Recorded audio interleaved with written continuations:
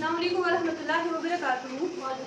I am Azmat Hassan, currently a grade 9 student, and I have the honor of sharing some insights with you under the guidance of our esteemed teacher, Mr. Ilyas. I am very excited to take you on a journey through one of the most fascinating topics of biology, the nucleus, the controlling center of the cell.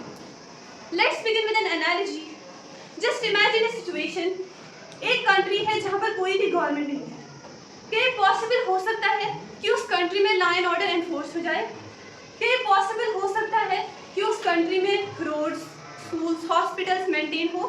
Definitely not, because a government is very important for ensuring the law and order in the country, right? वैसे जो nucleus है ये cell की एक controlling centre की तरह होता है जो बाकी सब सेल ऑर्गेनेलीज को कंट्रोल करता है, और बाकी सारे सेल ऑर्गेनेलीज जो है वो न्यूक्लियस के अंडर ही काम करते हैं. And before diving deep into the topic, let me give you a brief description about what is cell.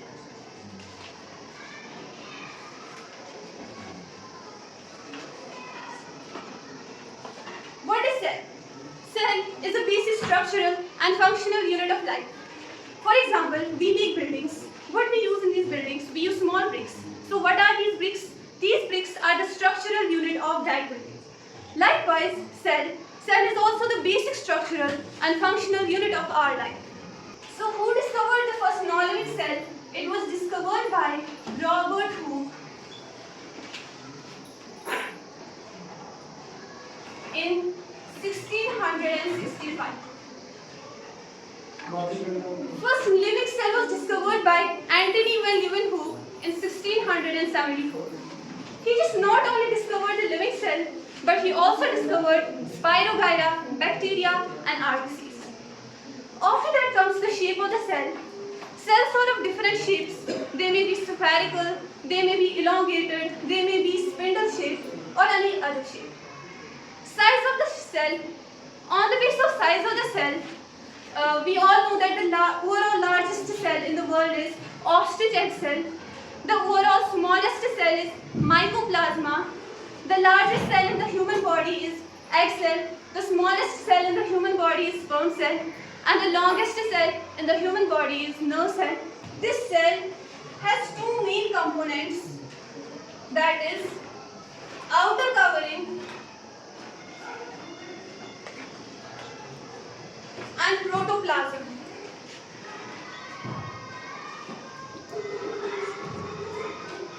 This outer covering contains cell wall in the plant cell and plasma membrane in the animal cell. So what is this protoplasm? Protoplasm name was coined by Purkinje and it was discovered by Dujruddin. It's a jelly-like material that is present inside the cell and it's composed of both organic as well as inorganic materials. It consists of cytoplasm and nucleus. Cytoplasm is also like a jelly-like matrix that's present inside the cell and it's composed of living and non-living components. Living components called as cell organelles and non-living components called as cell inclusions. So the cytoplasm is composed of different cellular organelles.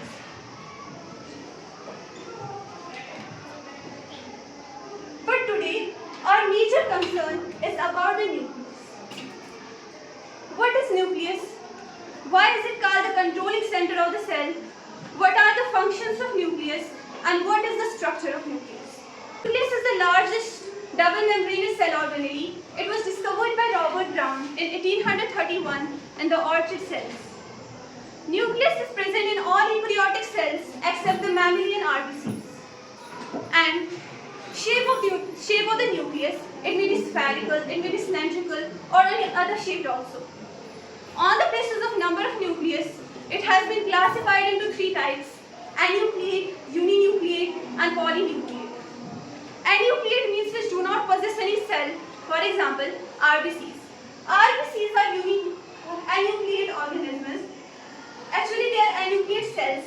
After that is uninucleate. Uninucleate means that is composed of a single cell. For example, most eukaryotic cells eukaryotic cells are uninucleate, and polynucleate means that are composed of more than one nucleus. For example, striated muscle cells and bone marrow. After that, we will discuss about the structure of nucleus.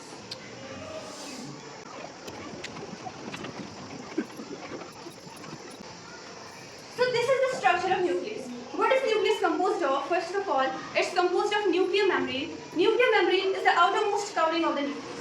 It's composed of inner membrane and outer membrane. Both of them are called as nuclear envelope. Nuclear envelope. The second most important component of the nucleus is nucleoplasm, also called as karyolymph. So it is a space that is filled between the nuclear membrane and the nucleolus. So the material you can see here is the nucleoplasm.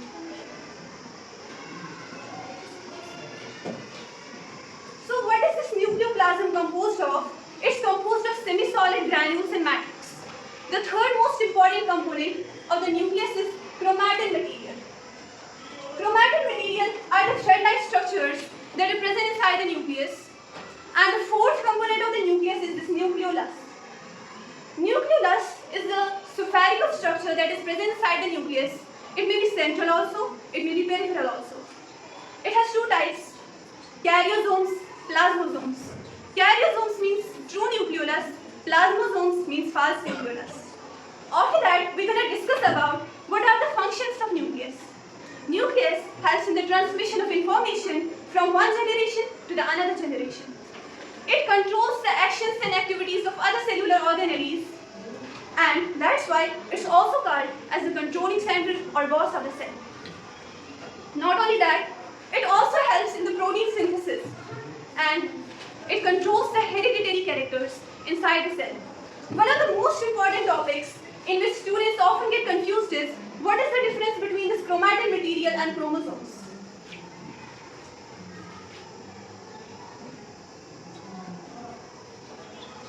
So here it is a rough sketch of chromosome. Actually both of them are same, but their forms are different. So what is this chromosome? First of all, we are going to discuss about chromatin material. Chromatin material are the thread-like structures, and they are coil-like structures that are present inside the nucleus. And this chromosome, when this cell undergoes cell division, it takes the shape of chromosome. So what are these chromosomes composed of? They are composed of smaller particles or materials called as genes. And these genes are composed of DNA molecule. For example, this is a DNA molecule.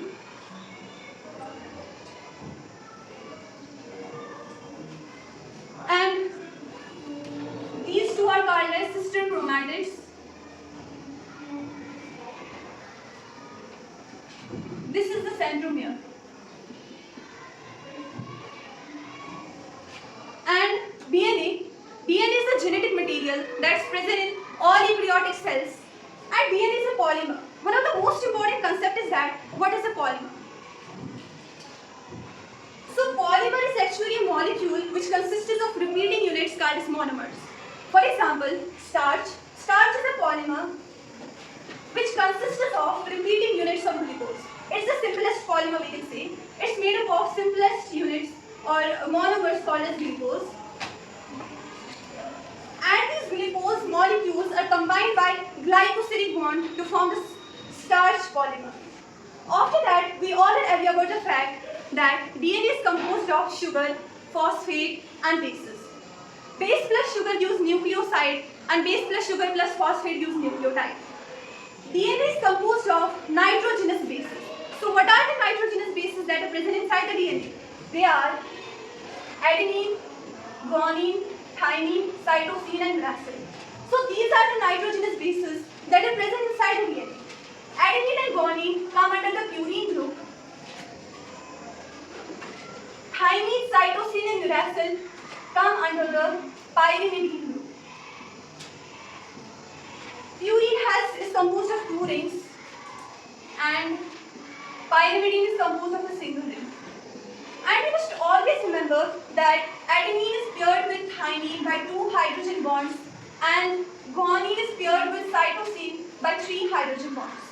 So this I mean, it's not present in case of RNA. In case of RNA, we found only adenine, guanine, cytosine, and uracil.